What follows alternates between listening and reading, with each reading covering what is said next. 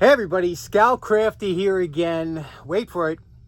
TGIF, thank God it's Friday. You made it through another week. Welcome back. We haven't had this for a while. We're back to our 3 videos a week. And we have a great show planned for you today. First of all, we got to revisit something we haven't done in a while, especially since we went to 1 video a week. We haven't done much of the poor man's flea market. A lot of you enjoy that segment of the show. That's where I go walking around at night and I find some garbage out late at night that might be interesting for the show. And I found something the other day while walking that I think was just terrific. Now, here I was walking down the street and I said, wait, is that what I think it is? And sure enough, some of you old timers might remember years ago at late night TV, they used to have this Amish stove, they would call it, or Amish heating a unit that they would sell late at night on late night TV, and it was called the Heat Surge.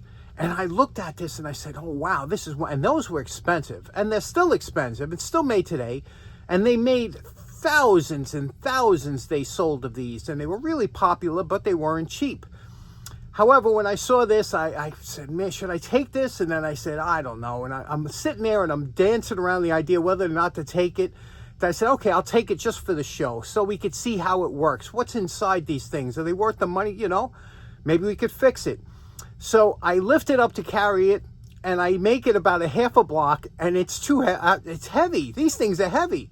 I'm not carrying. I was 5 blocks from my house. I'm not carrying this thing 5 blocks and throwing my back out again. So I went home. I got the hand truck, and then I came back with the hand truck at 1 o'clock in the morning. And I wheeled this thing home from 5 blocks away. So I brought it down the basement, and let's see what we got here. I think you're going to enjoy this. Let's get to it. Okay, now before I brought it downstairs, I plugged it in just to make sure it wasn't dead, and it works. Okay, we have this down. We brought it downstairs. We're going to go through this entire thing and check it out. Now, you can see here, this is basically, the Amish made the mantle, and the insert was made overseas. You could see here, it actually says it's here. It goes, the Amish mantle, made in the USA, power unit made in China. There's the Amish buggy here, you can see. So what we're going to do, there's 4 screws here. We're going to pop that whole insert out. Okay, we removed the insert from we have it on the Lazy Susan here. You could see this insert would go into either an oak or cherry style cabinet that was made by the Amish. Now what we're going to do is take it apart, clean it out, and take a look what's inside. Now there are 2 small screws, one here and here, that hold this panel, and this comes out, and that's how you change the bulbs for the fireplace effect. And this is solid metal, so it's well made. Let's take a look at what's inside. Okay, there are the 2 bulbs, 1 and 2, and they have a little, but I believe the right one might be out. So let's plug it in and see if those bulbs are working. Okay, it's plugged in. Here's the control panel. We're going to hit on the first button. Okay, and you can see the flame effect is going. And as you can see, just as I suspected, 1 bulb, that one, is burnt out. So it's easy enough to unscrew this bulb, to just take this is a holder, that keeper, that wire that just flung over. But there's the bulb here. We'll unscrew this bulb, and there we go. Let's take a look. Okay, you can see here it's a 40 watt. This is an E12 or candelabra base, and you could see here the filament is indeed broken, so that's an easy fix. Okay, we picked up some replacement bulbs here, same exact type as in there, but I'm also thinking of going to LED, so we'll talk about that later. But I just want to touch on one thing real quick. Now, when I picked up this heater, you know, a lot of times when you find something in the garbage, I always tell you there's a rule I kind of go by. If you find a heater in the winter, it's most likely bad. If you find an air conditioner in the summer, it's most likely bad. But if you reverse it, if you find an AC in the winter or a heater in the summer, they're usually good. So knowing that, that's why I was saying, I don't know, this thing, if it's thrown out just in the beginning of the winter, it's a good chance this thing's broken. But so let's go through it, and let's take this top piece off. We already know 1 bulb is out. Let's take this top piece off. We got a bunch of nuts that we have to you know, screws around the top. A lot of guys use battery screwdrivers on these type of screws here, but I like to use this thing. You see this thing here? It's a ratcheting screwdriver that when you spin it this way, you see how it keeps spinning the same direction, whether I turn it right or left? And I'll show you, it makes quick work of this. Once you get it in here, watch this. Just turn it back and forth like this, and it pops it right out. And it makes quick work of it until you either drop it on the floor or something. Okay, the 2 screws on each side. This front panel comes off. Of course, there's going to be dust. We're expecting a lot of dust in here, and we're ready for that. But this is where the remote went when you clipped it in here, and this is the key panel. Now we're going to take off the top screws, and that top panel will come off. Okay, now this cover is a little bit tight when you're lifting it up because the cord has a zip tie holding it close so that it don't wander around. So I'm going to cut that zip tie so I get a little bit more room and remove it. Okay, we unplugged this switch panel. See the switch panel here? That little clip goes into that one over here. So that's the only one we unplugged. We took off this cover here. Now let's take a look at what we have. And as you can see here, it looks very good, as a matter of fact. Not as bad as I thought, and very simple. Let's take a look at what we have here. First of all, this over here is your little tilt mechanism. Okay, if it tilts one way or the other, this will shut off the heater. That's a safety, that tilt. You see that, how that works? It's just a weight there that will engage or disengage that. Also, we have our squirrel cage blower here. That seems to be working fine. And this is your heater unit. So it's such a simple unit, right? So basically all it is you have your circuit board here for your timing, whatever, and there's your blower motor, your heating unit right here, and at 1350 watts it says, 120 volts AC, and that's it. And then we have the glass, and under here, behind it, I'll show you how the logs work and the fire effect. So first let's take this one part over here and vacuum everything out, oil the motor, because that's basically all you can do. Now the first thing you're going to do is take a vacuum cleaner and a brush, and you're going to vacuum and loosen all this dust up all the way around it, even the circuit board. Go very lightly around it, and then you go with a damp rag and wipe off any additional dust, and I'll show you what it looks like when we're done. Okay, we vacuum cleaned everything out here. Now there's on the bearings here, this motor, this squirrel cage as it's called, has 3 bearings. One on this end here. You can see you have to get in through there. You have to put a drop of oil right on that bearing in there. And then it's supported 2 bearings on this side. One over here in this housing and one in this housing here. Now, the only thing you could do is just put a drop of oil, zoom spout, right on the shaft right there and work it in. But it's very free. And this is your heater core. Vacuum that out. Make sure that's all vacuumed out good and there's no dust or anything in there. And that's basically all you want to do. There's a lot of safeties built into here. You have this safety here. This is a reset here.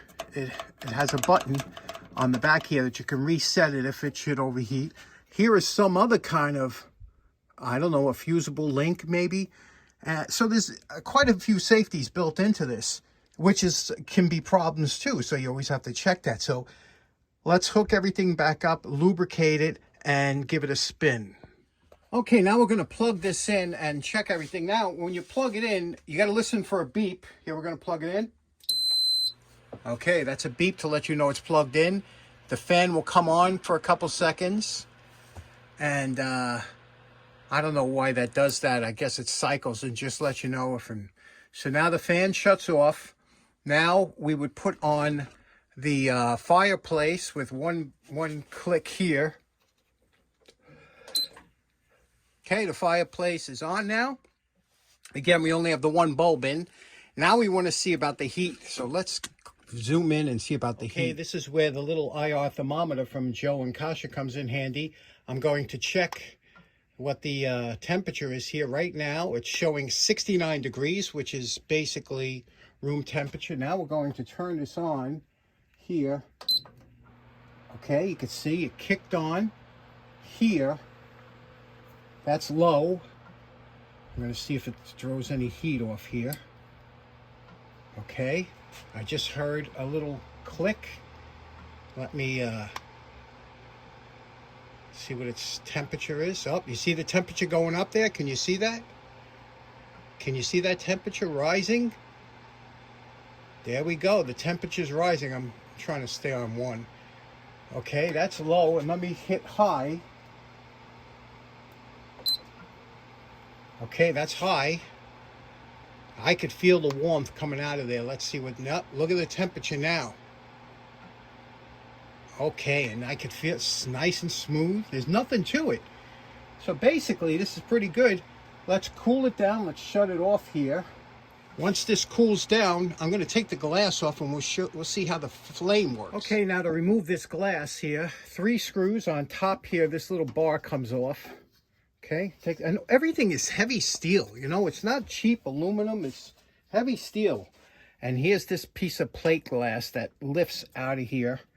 Let me see how this lifts out here. Just give me a second. Okay, to get this glass out, there's a rubber gasket here that just comes off like that. And then I put a piece of tape here because I can't get my chubby fingers in between here. So I put a piece of tape on the glass to help me lift it up a little bit, just to let me get a grip on it.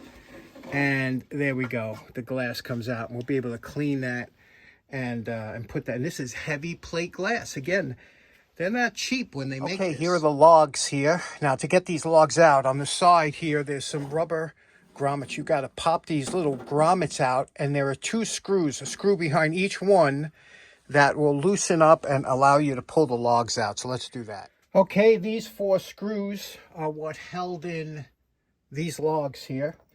And we'll just take this, pull this right straight out here.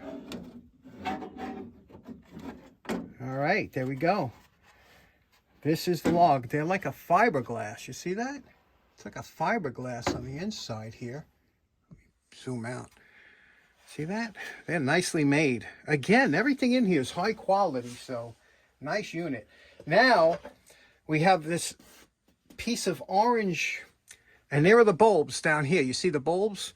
So, but first thing we're going to do is we're going to take this piece of orange plastic out. That gives it the effect, and I'll show you what makes the flames look like flames. Okay, once you remove the 6 screws, this comes out, and this is a translucent orange, which gives it the flame, and there it is. That's what makes the flames, or what we think looks like flames. This spins, and all it is, it's like mylar, maybe.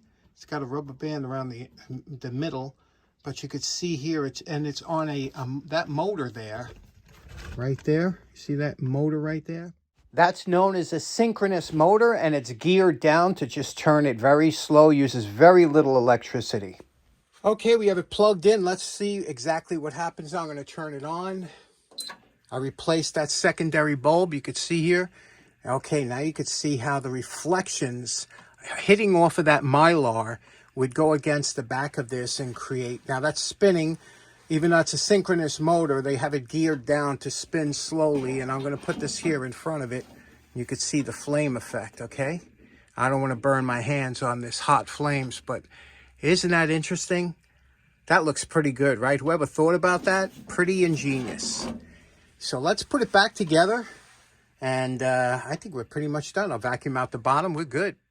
Here we replaced the logs. You could see how they left it translucent in certain areas to make it look like embers. Okay, lastly, what we're going to do is we're going to use the kilowatt. You see, we have 76 watts with those 2 bulbs, and those are 40-watt bulbs, so we're within the parameters. And then we'll kick it on low heat, and then we'll check the wattage. And you can see it's kicking up. It's 93 watts. Okay, we'll give it a second to see if it warms. There we go. There we go. 740 watts, again, as it's heating up. And then lastly, we'll try it on the high. So we got about 740 watts on the low, and then on high. There we go. Should, yeah, 1350 is what we should, 1375, yeah. We're well within the range of what, it's under 1500 watts, which is good. And there we go. So what do you think about this find? Okay, so in closing, another Friday in the can. And what do you think about today's poor man's flea market find? What do you think about the Amish-made fireplaces? They're pretty cool. I do think they're well made, and I have to tell you, I know they're not cheap, but they are well made, and there's a lot of videos online. You can get all the parts that you need if you had to repair them, so I think it was a good find. Anyway, thanks so much for tuning in. We'll see you again on Monday. Have a good weekend. Take care now. Bye-bye.